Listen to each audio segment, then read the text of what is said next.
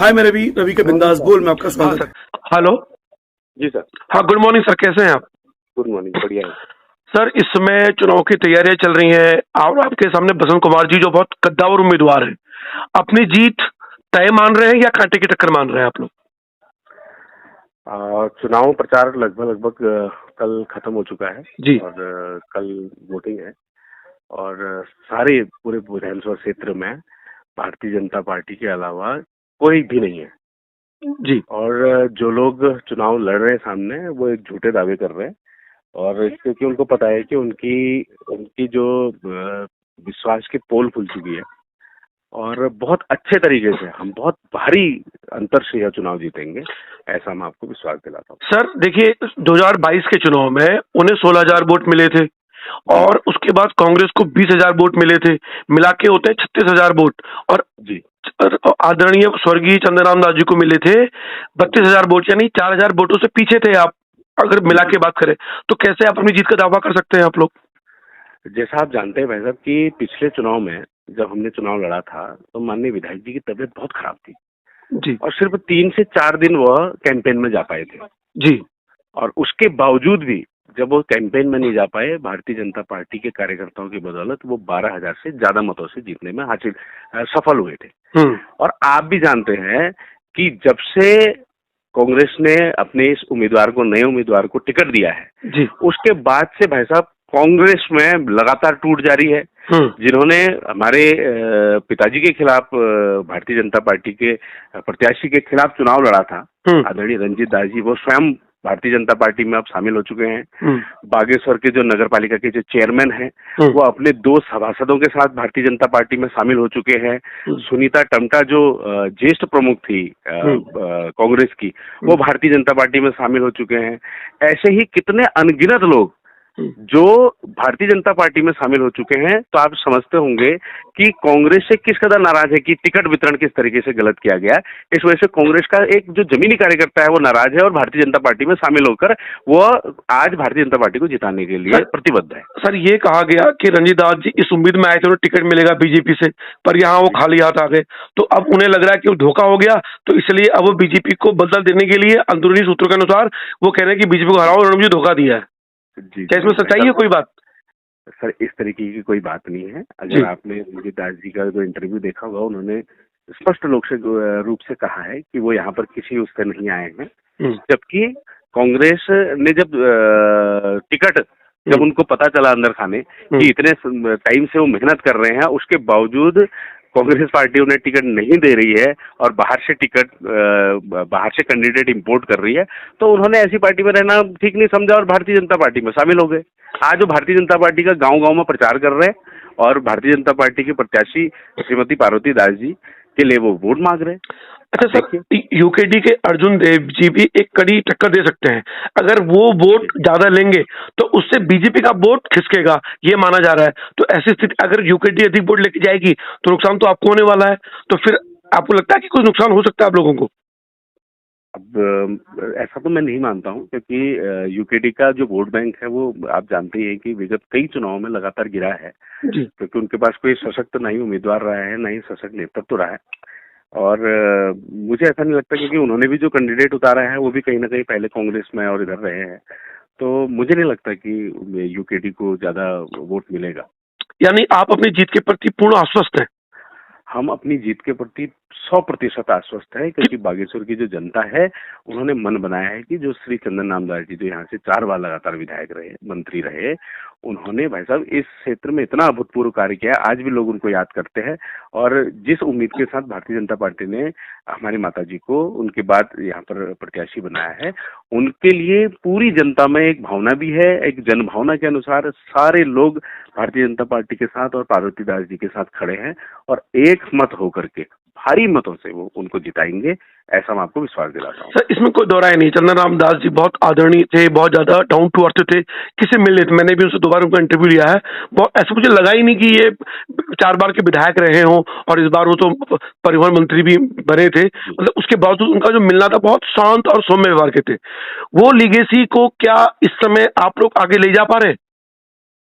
देखिए सर, हमारा पूरा प्रयास है, क्योंकि लगभग 16 साल का उनका, 17 साल का उनका एज ए विधायक और एज ए मिनिस्टर 1.5 साल का उनका कार्यकाल रहा है।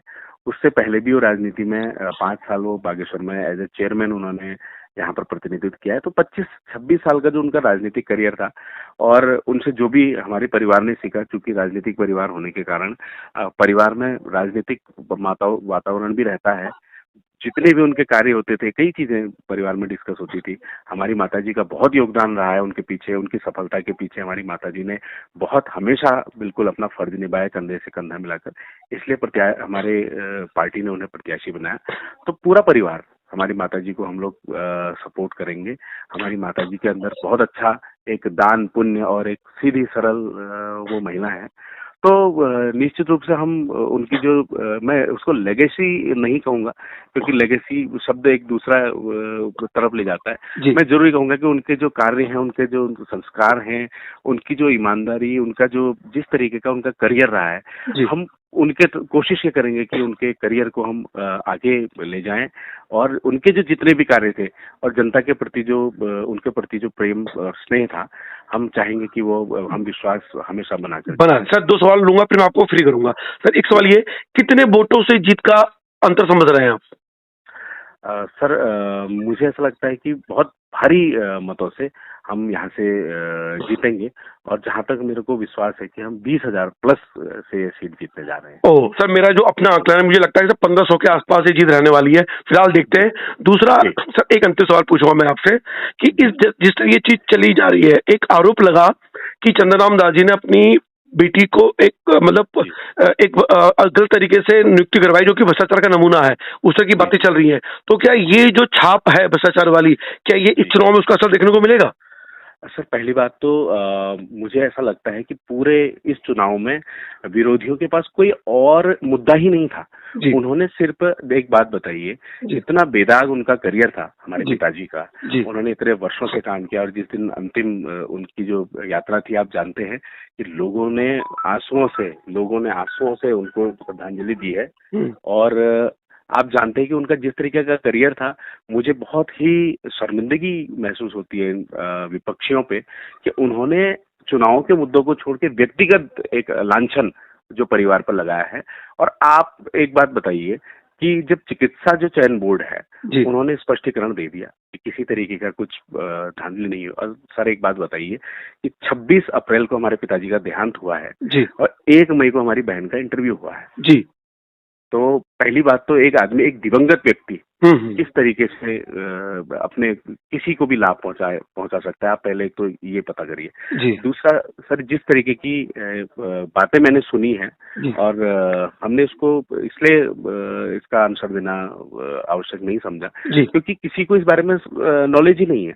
एक डॉक्टर अपनी 5 साल मेहनत करके अपनी पढ़ाई करता है, वो कोई सामान्य वो नहीं है। आप एक बताइए कि एक मेडिकल की परीक्षा पास करने के बाद, एक एंट्रेंस पास करने के बाद, एक बच्चा मेडिकल करता है, 5 साल मेडिकल करता है, उसके बाद 1-1.5 साल 2 साल इंटर्नशिप करता है, फिर अपनी रोजी रोटी चलाने के लिए अपना कहीं दूरस्थ क्षेत्र में या कहीं भी प्राइवेट जॉब करता है, और उसके बाद फिर उसको अचानक एक भर्ती में उसको फिर आपको एंट्रेंस के माध्यम से ये माना जाता है, आप ये मानिए जब बोर्ड ने पहले ही तय कर दिया कि जो एंट्रेंस परीक्षा होगी सिर्फ क्वालिफाइंग बेस पर होगी, बिल्कुल सर, तो उस पर तो फिर सवाल ही नहीं है ना सर। हाँ, यानी कि वो अपनी न्यूनतम योग्यता पूरी करती थी, अब पहली बात ये बताइए भाई साहब, ये डॉक्टर्स का प्रोफेशन है, इंजीनियर्स के प्रोफेशन और डॉक्टर्स के प्रोफेशन में आदमी अपनी प्रैक्टिकल नॉलेज पे ज्यादा निर्भर रहता है, अपने अनुभव के आधार पे ज्यादा नॉलेज रहता है।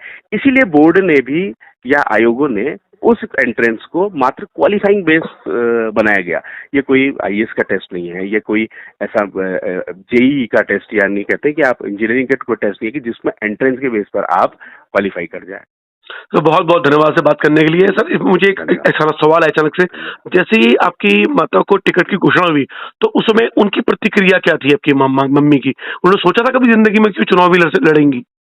सर पहली बात तो हमने यही नहीं सोचा था कि हमारे पिताजी हमें छोड़ के जाएंगे। चूंकि जिस समय उनका देहांत हुआ वो बहुत स्वस्थ थे। उसके बाद आपको याद होगा कि उन्होंने पिथौरागढ़ में जिला योजना की बैठक की। उसके बाद जी बिल्कुल। चंपावत में उससे पहले वो मिलके आए। अल्मोड़ा में स्वर्गीय हेमवती नंदन बहुगुणा जी की जयंती पर उन्होंने बहुत अच्छा कार्यक्रम वहां पर उस पर वो बोले थे। वापस आके अपने क्षेत्र में सब लोगों से मिलते हुए आए थे। तो अचानक अगले दिन उनका देहांत होना हम पूरे परिवार पर एक सदमा, एक पूरा एक कहते हैं कि एक आपात नहीं कहते उसको कि एक डिजास्टर हमारे ऊपर बिल्कुल बिल्कुल सर, समझ सकता हूँ मैं। और हमारे परिवार को तो सर पता भी नहीं था कि हम अब आगे किस परिस्थिति में हमको जाना है। और ये तो ये पार्टी का सौभाग्य है, ये हमारा सौभाग्य है सॉरी, कि पार्टी ने हमारी माताजी को चुना। और उनको भी विश्वास नहीं था कि हमें ऐसा दिन देखना पड़ेगा। और लेकिन पार्टी ऐसी जिम्मेदारी इतनी बड़ी देगी उन्होंने भी नहीं सोचा था, हमने किसी ने भी नहीं सोचा था। तो उनके लिए बहुत एक भावुक पल भी था, लेकिन उनके मन में विश्वास भी था कि पार्टी ने उन पर जो भरोसा जताया है बागेश्वर की जनता के हित के लिए और बागेश्वर की जनता के आगे सर्वांगीण विकास के लिए पार्टी ने चुना है। तो वो बहुत भावुक भी थी और उनके अंदर एक विश्वास भी था कि मैं उनके क्या है वो करेंगे हम। उनको बहुत बहुत धन्यवाद से बात करने सर। उम्मीद करते हैं कि आपकी जीत हो और आप आगे बढ़े। बहुत बहुत धन्यवाद सर। पुनः आपसे बात करेंगे। Thank you sir. ओके।